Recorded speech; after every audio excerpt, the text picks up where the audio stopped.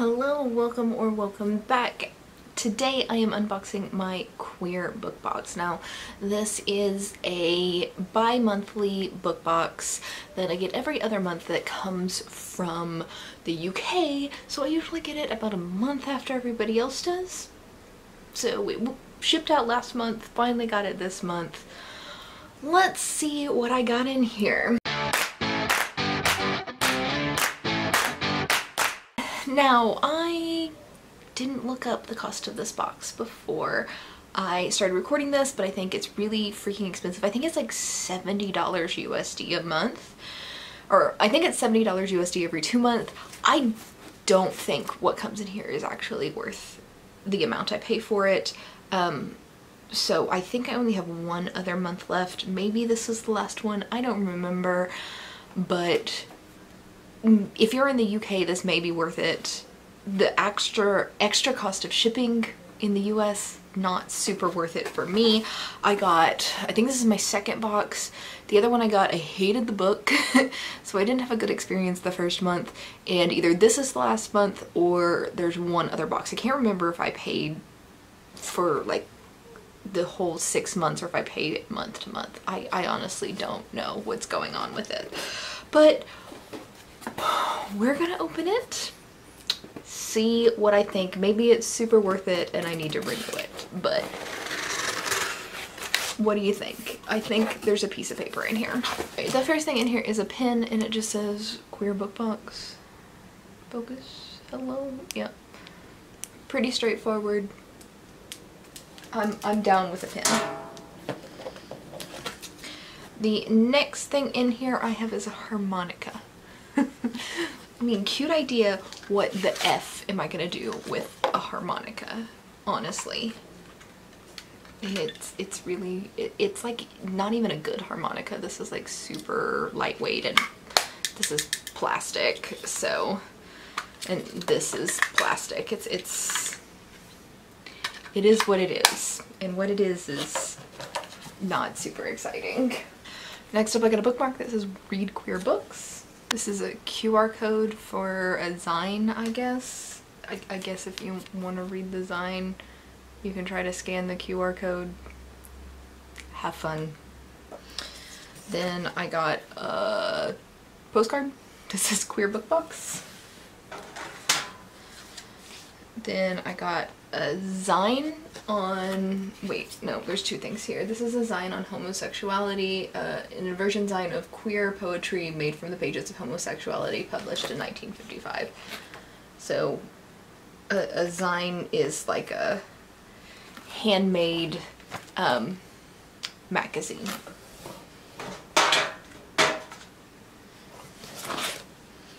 Then this is my guide to this month, which I'll look at in a second. And then I got the impressive history of moonshine, and then lessons in the blues on a poster. And then the book, which is Bessie Smith by Jackie Kay. And it's a BBC Radio 4 Book of the Week. So I guess this is non-fiction. Bessie Smith was born in Tennessee in 1894, orphaned by the age of 9. She sang on street corners before becoming a big name in traveling shows. In 1923, she made her first recording for a new startup called Columbia Records. It sold 780,000 copies and made her a star. Smith's life was notoriously difficult. She drank pints of bathtub gin, got into violent fistfights, spent huge sums of money, and had passionate love affairs with men and women. She once single-handedly fought off a cohort of the Ku Klux Klan. As a young black girl growing up in Glasgow, Jackie Kay found in Bessie someone with whom she could identify and whom she could idolize. This remarkable book, Kay mixes biography, fiction, and poetry and prose to create an enthralling account of an extraordinary life. And this book is worth £10. And that's it in the box. So this book and a harmonica and a pen, they charged me $70 for. So yeah. And this doesn't tell me anything except for about the Zine. But yeah, this one's canceled. I'm sure you can tell why. This is maybe worth 25 bucks max. 20 euros or pounds. I guess it's UK, so it's pounds. So like 20 pounds, 25 bucks. This is not worth what they charge for it. Even if it is queer, you can find your own queer book boxes for better than this. So I'm gonna go ahead and read this book, and I'll be back to tell you about it here in a little bit. Alright, so I have finished Bessie Smith by Jackie Kay, and as I predicted, I didn't like this book, but this, what are you focusing on? This goes way, way beyond just me disliking the book. I actually have quite a few problems with this book, and I'm going to kind of split this review into like two major topics. First is just the review of the book itself and the problems that I had with the book, and then the second is, why is this in this book box?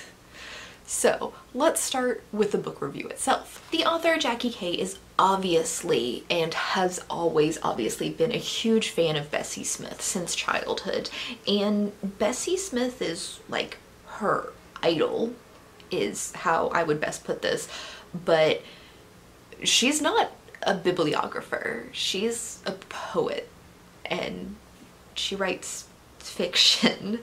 So in approaching this bibliography of Bessie Smith, she didn't do a very good job of actually writing a bibliography. This is more like fan fiction, and there are like facts, but she elaborates a very, very small bit of knowledge of what Bessie Smith's actual life was into this like fantasy. And sometimes let's see if I can get like an actual example of this. So as you can see right here, this is what the font looks like for the book. And that's what most of it is. But every once in a while you get this italicized font, right? This is where there's like a situation that the author knows that happened. Like, we'll use an example of Bessie Smith dies, right? So you know the facts of how she died, but the author goes in for like 6 pages at the end of this book in this italicized writing where she's imagining what went through Bessie's head as she died. And that is just super jarring for a biography because it's just straight up fictionalized. The information in this book, because there's not a whole lot of information about Bessie's life, felt very repetitive. Like the same things were repeated over and over again. Some of those things were problematic, which I'll get to in a second. And there's lots of contradictions in this book. There's one section that's talking about Bessie's violent streak. Apparently she got into a lot of fights, even though there's conflicting like rumors about that, and there doesn't seem to be any actual like proof that Bessie got into any of these fights. But the author makes some like bold claim about how Bessie never fought with her words, she only fought with her fist, and then goes into a story where Bessie's having an argument with somebody and her fists aren't involved at all. And it was just like, wait, you just said that she never uses her words, and then you're gonna take that bold claim and then go into a story where she's using her words. I mean, her language in the story was abusive language, but she was still using her words and not her fists. And like instances similar to that happened throughout the book often.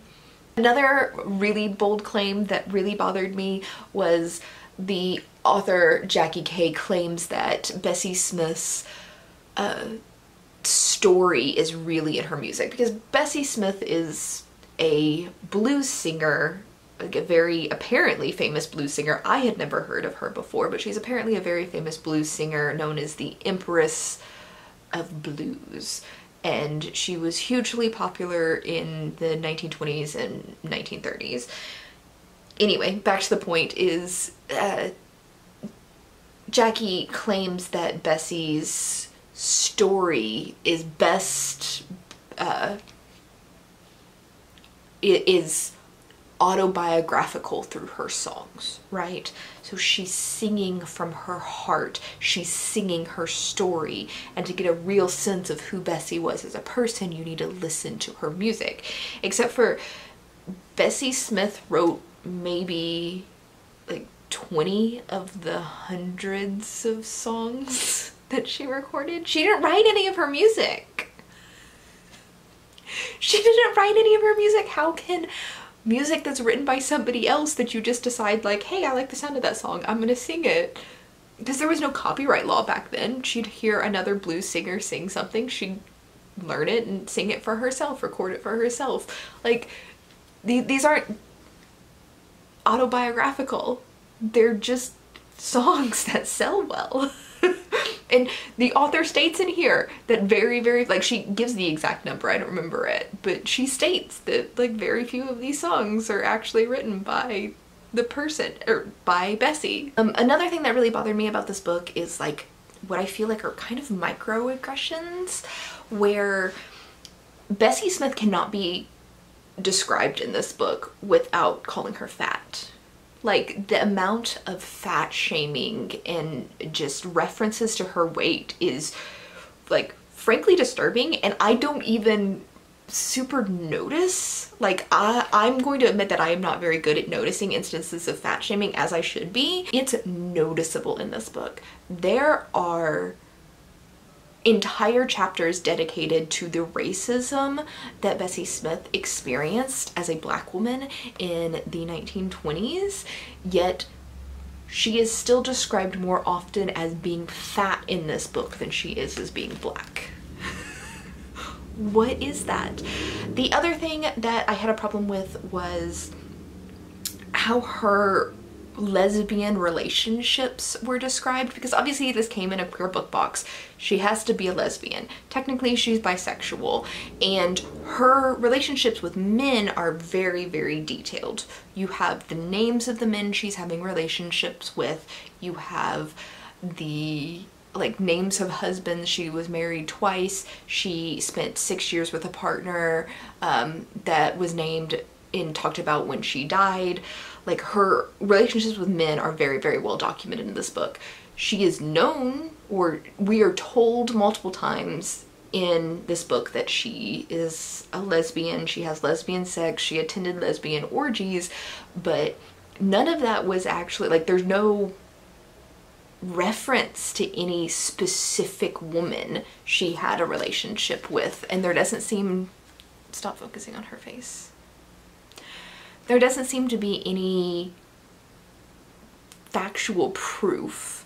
And I'm not saying that she wasn't a lesbian or wasn't bisexual. Like, I'm sure she was, but it's just the way that her lesbianism was approached in this book.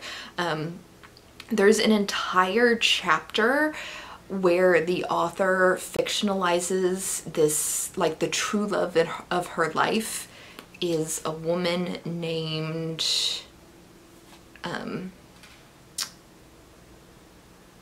Ruby, but there's no proof. There's actually like, or there's no proof that Bessie was ever in any sort of romantic relationship with Ruby. There's actually proof that she was definitely not in any sort of romantic relationship with Ruby.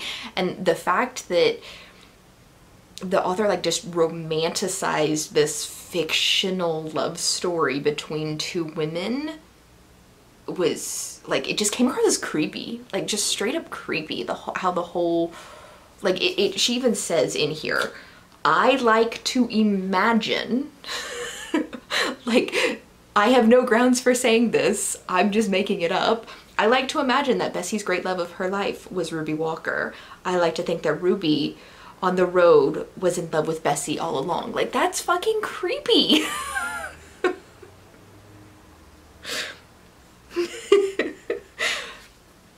It's just weird to put that in a biography is weird and creepy.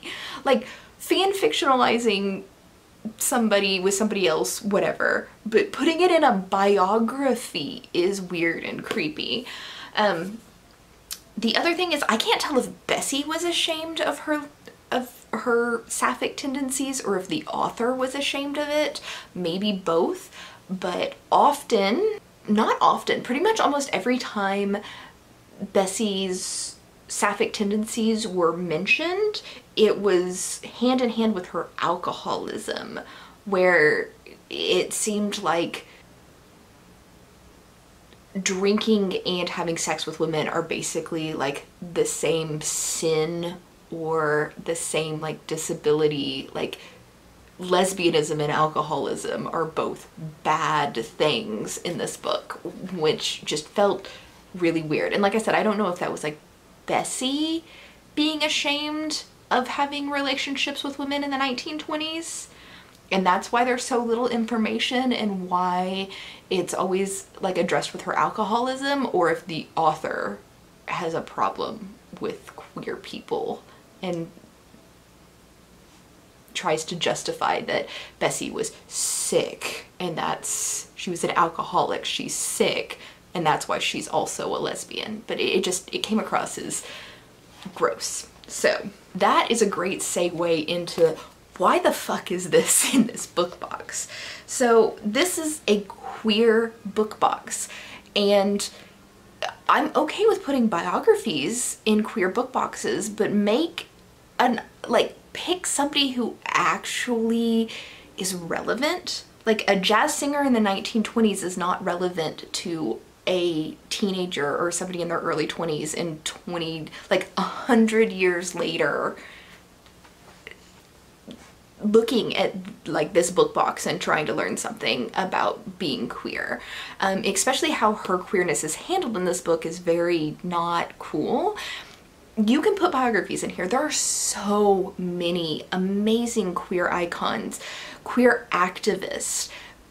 You could focus on people who died in the AIDS epidemic. You could look at trans women in the 1960s or the 1970s, where they're fighting not only for the right to be recognized as women or as people, but also for Black rights. Like, Pride was started by the trans community. Like, why are you giving me a book in a queer book box about a woman who didn't even, like, about a woman who is not known for anything she did to help the queer community?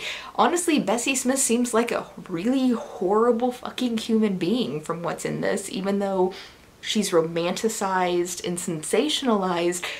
Like, if you read between the lines, this woman doesn't seem like a very good woman. Not somebody that, if I'm seeking out queer literature, this is not what I am looking for in queer literature. Absolutely at all. This is something that's better targeted to people who are fans of blues or jazz, or specifically Bessie Smith, even though it's not a very good biography. It's not well written. So even if you are a fan of her, I wouldn't recommend this unless you want to write or read fan fiction about her. But yeah, overall, this seems like a horrible choice for this book. This box is not worth it at all. Like, the price that I paid for this box is offensive to what I've got in this box. And I did check, since I recorded earlier, I 100% definitely canceled this box. So this is going to be the last box from this. And I can't say over the 2 boxes that I got that it's anywhere even near worth it. I hated both of the books that came in the box. Neither one of them seemed like very good queer rep, and the items in the box were just honestly blatantly offensive for the price. So I'm gonna look into other queer book boxes. I know there is an American one, but the waiting list for it is like 3 months long still. So that's why I don't sign up for that one. I can't remember what it's called, but people have recommended it before. But really the waiting list is like 3 months long, so I can't get it. Anyway, that's it for this box. Let me know what you think about it. If you were interested in other book boxes that I unbox, please hit that subscribe button. I will be brutally honest with you whether the box is worth it or if it's not. If you guys have any recommendations for book boxes you think I should try, leave that down in the comments below, and I'll catch you in the next one. Bye!